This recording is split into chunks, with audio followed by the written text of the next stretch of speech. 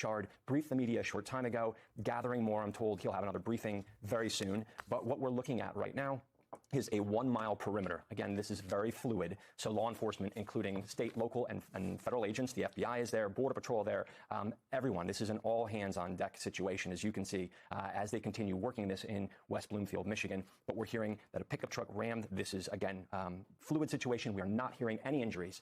Yeah, that's who it. This is 23 minutes ago. We are continuing to follow breaking news out of Michigan. There is a massive police response to an incident at a Jewish temple. This is happening in West Bloomfield, about 30 minutes outside of Detroit. The county sheriff says security fired at an individual who entered the building, and law enforcement officials say that suspect is now dead. NBC News national law enforcement and intelligence correspondent Tom Winter joins us now. Tom, of course, the situation is still evolving, but for viewers who are just joining us, what should they know? Well, Zinkley, you've been reporting the work of myself and my colleague Jonathan Dienst, reporting at this hour that, in fact, a suspect is believed to be dead. Apparently, security engaged with that individual, fired shots. You're looking at helicopter video there of smoke coming out of the school. The vehicle is believed to be inside that school. If you see kind of grayish smoke on the far left side of your screen there, that's where it's believed that the car went into, and then was located somewhere where you see the darker smoke more towards. And I don't want to get into active conspiracy theory stuff because it's never a good thing. I either this person was incredibly anti-Semitic, mentally ill, probably both. And I really hope this isn't any sort of false flag from the U.S. government, because we just talked about that, so it's on my head. But this is very not good. The political violence escalating throughout the U.S. in the last 3 months is incredibly anxiety-inducing.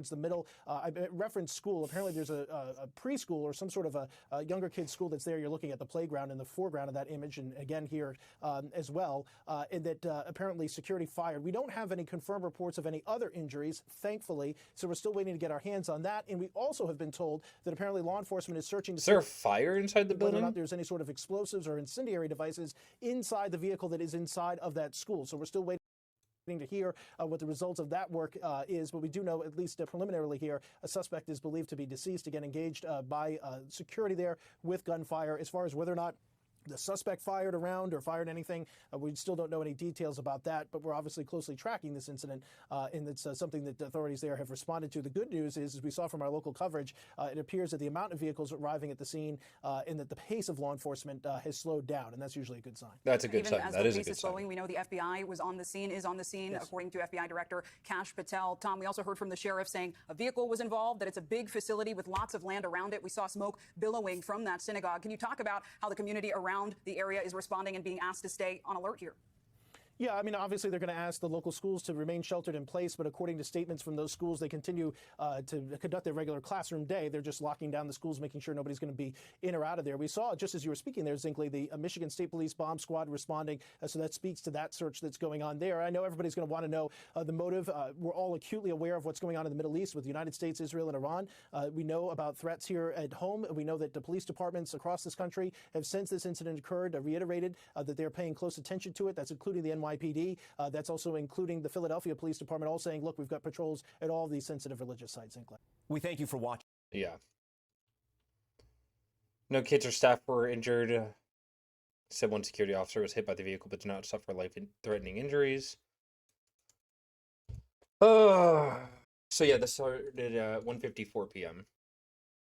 Rifle rammed in the vehicle, nation's largest synagogue. Source tells the AP attack occurred at Temple Israel, which is a very large place of worship, especially in Michigan. Ever since the war with Iran started, synagogues have been on fucking high alert because shit like this going to keep happening. Synagogue houses early childhood center. But most of the kids were gone, thankfully. Michigan chapter of Council of American Islamic Relationships condemning the incident. There's no justification for anyone to direct violence toward any house of worship or religious institution. Investigators are still working to identify the man and possible motive. According to a person familiar with the matter who spoke to AP on the condition of anonymity, the person cautioned that the investigation was still in their early stages. Yeah, Muslim rights and advocacy group. A car came to the facility, breached the facility by driving into it, was engaged by security. We believe there is one individual deceased in the vehicle. It's been complicated because there was some fire, to say the least, with that vehicle. We believe that individual is deceased. No kids, this is the important thing, no kids or no staff was injured whatsoever. Okay? So we have no victims other than one of the lead security people was hit by the car and was taken to the hospital for treatment. That individual should be okay. So far, that's our information to this point. We have agencies from all over. Obviously, ATF is here, FBI. More than likely will be taking the lead on this based on some of the preliminary investigative information we have, but we're not going to go into that at this point.